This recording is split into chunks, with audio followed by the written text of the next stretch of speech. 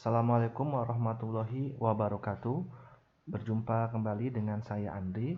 Untuk hari ini saya akan membahas materi mengenai fenomena kuantum.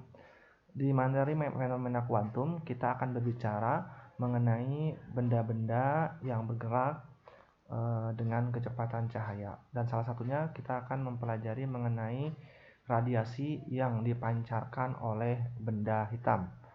Oke, yang pertama kita pelajari dulu mengenai radiasi benda hitam. Apa itu benda hitam? Secara fisika, benda hitam didefinisikan sebagai benda yang menyerap semua radiasi yang datang padanya. Sehingga nanti untuk benda hitam dimodelkan dengan seperti ini gambarnya ya, ada sebuah kaleng yang dilubangi, kemudian kaleng yang dilubangi itu dimasuki oleh cahaya. Jadi ada cahaya masuk ke dalam lubang kaleng ini, kemudian cahaya itu akan terpantul, terpental, dan seterusnya sampai nanti dia akan keluar kembali. Nah, dengan intensitas tertentu ya cahayanya. Nah, kalau misalkan cahaya diserap seluruhnya, maka dikatakan kaleng ini berperilaku sebagai benda hitam. Jadi, bisa dikatakan benda hitam itu benda yang mampu menyerap seluruh radiasi yang ada.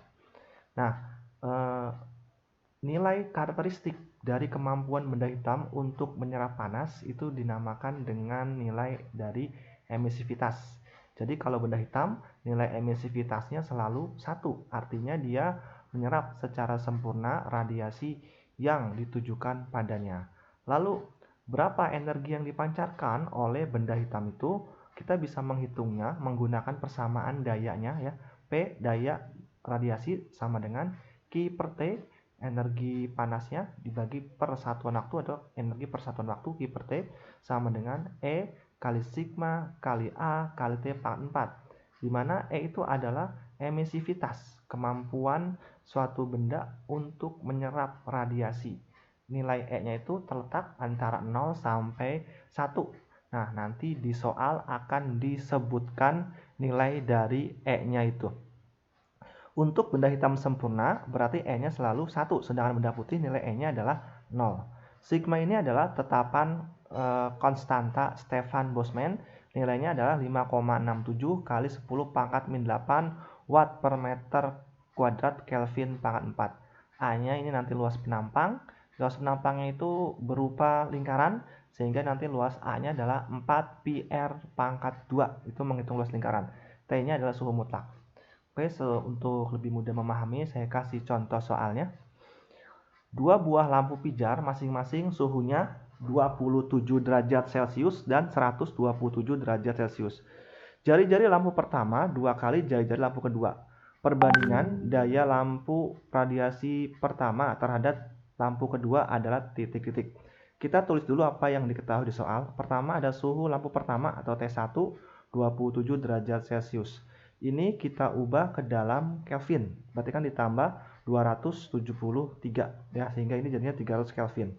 Suhu yang kedua itu adalah 127 derajat Celcius. Kalau kita ubah ke Kelvin jadinya 400 Kelvin. Dan diketahui lagi jari-jari lampu yang kedua, jari-jari lampu pertama 2 kali jari-jari lampu yang kedua, atau saya tulis R1 jari-jari lampu pertama sama dengan 2 kali R2, 2 kali jari-jari lampu yang kedua. Nah, berapa perbandingan daya lampu pertama dengan daya lampu kedua atau P1 banding P2.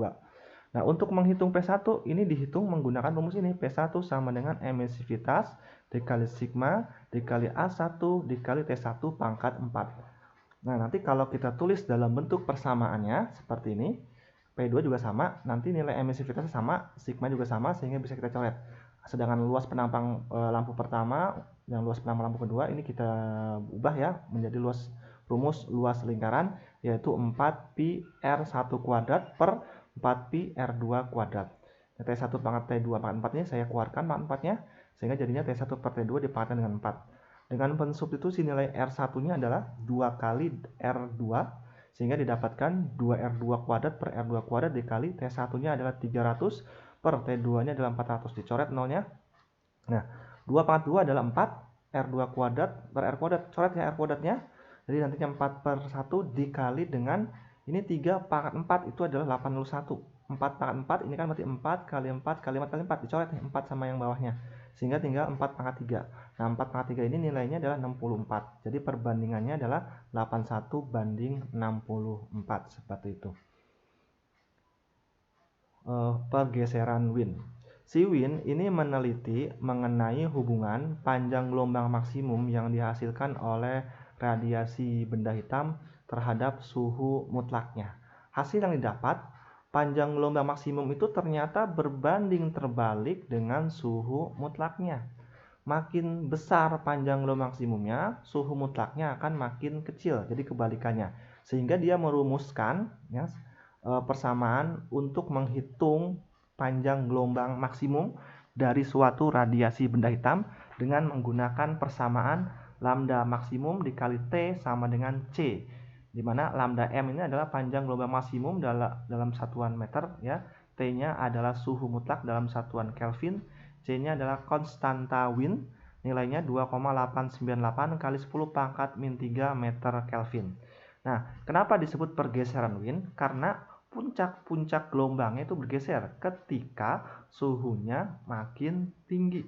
Nah, bisa dilihat di sini. Puncak pertama, ini suhunya 6000 Kelvin ketika paling tinggi. Kemudian ketika suhunya 5000 Kelvin, dia turun puncaknya, jadi bergeser puncaknya. Kemudian ketika suhunya 4000 Kelvin turun lagi, jadi segini. Kemudian ketika suhunya 3000 Kelvin turun lagi. Jadi makin tinggi suhunya, panjang gelombangnya itu jadi makin bergeser ke arah yang lebih pendek. Ya seperti itu. Hubungan antara panjang gelombang dengan suhu mutlak berbanding terbalik. Contohnya, radiasi yang dipancarkan oleh matahari memiliki puncak panjang gelombang 503 nanometer. Maka suhu permukaan matahari adalah titik-titik. Nah, ada kalimat nano. Nano itu artinya adalah 10 pangkat min 9. Sehingga kalau kita ubah, panjang gelombang maksimumnya sama dengan 503 nanometer. Berarti 503 kali 10 pangkat min 9 meter atau 5,03 kali 10 pangkat min 7 meter. Berapa T suhu permukaan mataharinya? Dengan menggunakan konsep dari hukum pergeseran Wien dengan persamaan lambda maksimum dikali suhu mutlaknya T sama dengan C. Lambda maksimumnya 5,03 kali 10 pangkat min 7 dikali T sama dengan 2,898 kali 10 pangkat min 3. Atau T-nya adalah 2,898 kali 10 pangkat min 3 dibagi dengan 5,03 kali 10 pangkat min 7. Kita bagi, nanti akan didapatkan hasilnya 5760 Kelvin. Nah, ini besar suhu mutlak pada permukaan matahari. Berikutnya, teori Planck tentang radiasi benda hitam. Planck itu menuliskan suatu teori ya yang sekarang dikenal sebagai teori Planck untuk menjelaskan radiasi yang dihasilkan oleh benda hitam. Teorinya yang pertama mengatakan bahwa energi radiasi yang dipancarkan bersifat diskret. Apa artinya bersifat diskret? Bersifat tertentu. Jadi energinya itu dalam bentuk paket-paket energi. Lawan dari diskret adalah kontinu. Kalau kontinu kan dia berkelanjutan panjang gelombang. Kalau diskret itu berarti nilainya bernilai tertentu, bilangan bulat ya. 1N, 2N, 3N itu dikatakan bersifat diskret. Kemudian, molekul-molekul menyerap atau memancarkan energi radiasi cahaya dalam paket diskret yang disebut dengan kuantum atau foton. Foton atau kuantum ini disebut dengan partikel-partikel cahaya.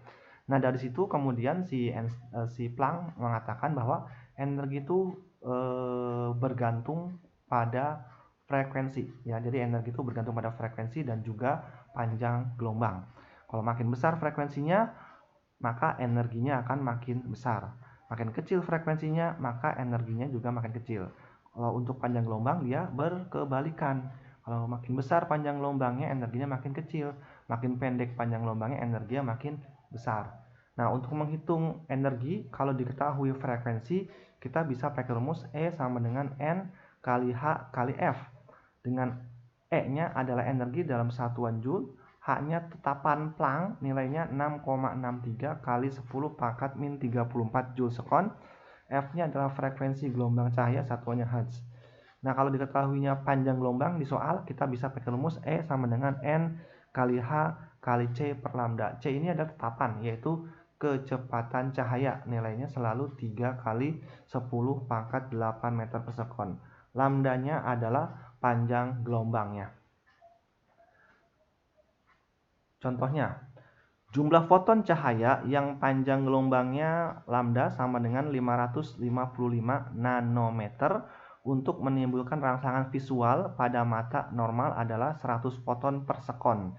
Jika cepat rambat gelombang cahaya adalah 3 kali 10 pangkat 8 meter per sekon dan tetapan Planck 6,6 kali 10 pangkat min 34 joule sekon, maka daya cahaya tersebut adalah titik-titik. Di sini yang ditanya adalah daya. Kita tulis dulu apa yang diketahui di soal tersebut. Pertama, ada panjang gelombang atau lambda. Di sini lambdanya nilainya 555 nanometer. Nah, ada kalimat nano ya. Nano itu berarti 10 pangkat min 9. Berarti kalau kita ubah bentuknya, ini jadinya 555 kali 10 pangkat min 9 meter.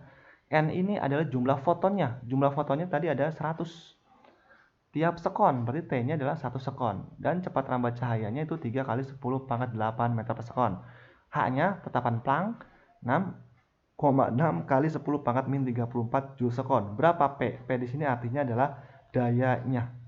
Langkah pertama apa? Kamu cari dulu berapa energi yang dihasilkan dari pancaran gelombang ini ya, pancaran gelombang ini dengan menggunakan persamaan E sama dengan N kali H kali C per lambda. Karena diketahuinya adalah panjang gelombang, maka pakai rumus yang ini. Dengan mensubstitusi N-nya adalah 100, H-nya 6,6 kali 10 pangkat min 34, C-nya 3 kali 10 pangkat 8 dibagi lambdanya 555 kali 10 pangkat min 9. Nah, kita kaliin 100 kali 6,6 dikali 3 dikali 10 pangkat 8 dibagi sekian, maka nanti akan didapatkan nilainya 3,57 kali 10 pangkat min 17 joule. Itu adalah energinya. Nah, tapi yang ditanyakan daya ya. Daya itu kalau secara fisika energi persatuan waktu. Jadi rumusnya adalah P sama dengan E dibagi T. Dengan energinya 3,57 kali 10 pangkat min 17 dibagi dengan waktunya adalah 1 sekon. Dibagi hasilnya 3,57 kali 10 pangkat min 17 watt. Seperti itu. Oke, untuk materinya sampai sini dulu. Kita lanjutkan minggu depan lagi ya mengenai radiasi benda hitam yang diteruskan pada peristiwa efek fotolistrik untuk minggu depan. Cukup sekian dari saya. Wassalamualaikum warahmatullahi wabarakatuh.